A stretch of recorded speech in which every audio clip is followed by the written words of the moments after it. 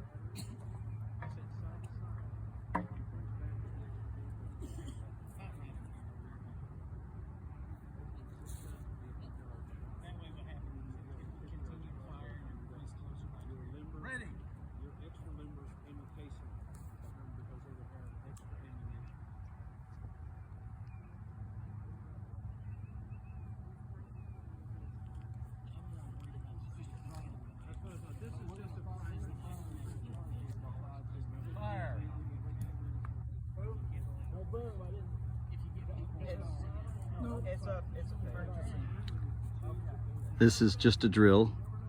They're practicing, and then they will fire off and make a big boom sound here momentarily. We're all out here practicing. Some of us, or most of us, are reenactors. A couple folks are not. They just wanted to have the experience. And right now, the gentleman with the sponge there, he's got the sponge side, and then he's got the rammer side that rams the charge into it. Oh, okay. Oh, the bicyclist was downrange, and so they said to stop, but they are fine, so they're going to proceed. And this is the gentleman with the Park Service who's been training us today, doing an excellent job. Back here is where the loads are located, and Jim, our leader, is up here talking to the tourists who are watching, and he's explaining what's going on and some of the history behind what is happening.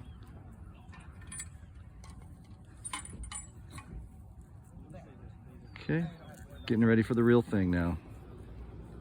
Of course, without the cannonball. Oh, maybe they're going to drill one more time.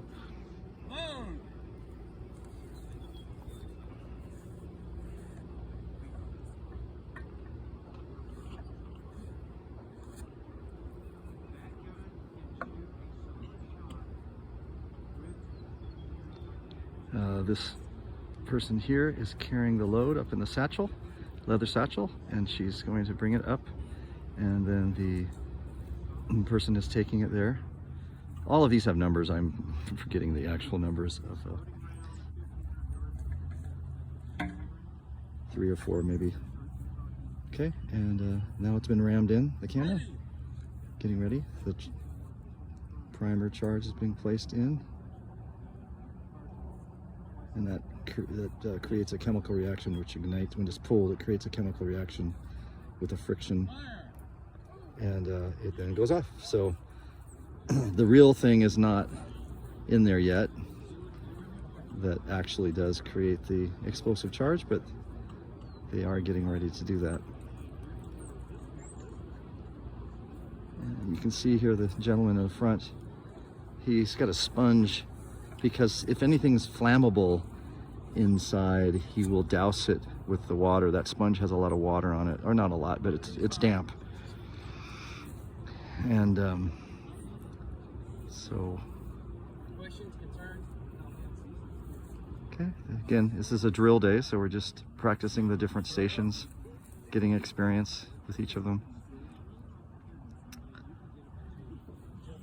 So you have a person who has that sponge, and he basically just makes sure any kind of embers are out and nothing's flammable.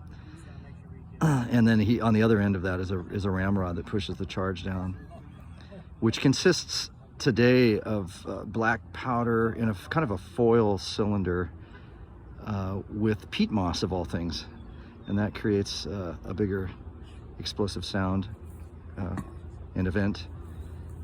And of course, in the real Civil War, they would have you know, either spherical balls or cylindrical balls, and some of them would skip across the grass or the battlefield and take off legs, arms, go through your abdomen, maybe take off your head. 900 yards, load. Others would have exploding shrapnel, and they would explode above your head and make you have a very horrible day. Okay, so here we go again. We've got the charge being walked up. She's getting an inspector getting it inspected, looked at by the gentleman who is in charge of the orders. And now it's being placed inside the cannon. Now it's ramrodded down, and then he will step out of the way. And now we will have the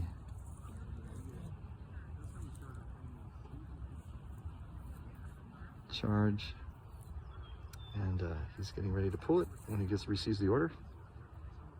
Fire. Boom. Okay, so that was the drill. Next we're going to be doing the real thing.